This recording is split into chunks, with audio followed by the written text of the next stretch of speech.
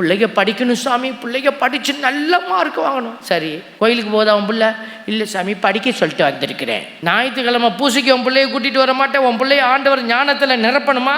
ஒரு பெரிய படிப்பு படிச்சிருக்கான் ஒரு மனுஷன். அப்பாக்காரரு ஆஸ்பத்திரியில் ஐசி வார்டில் படுத்திருக்கிறாரு.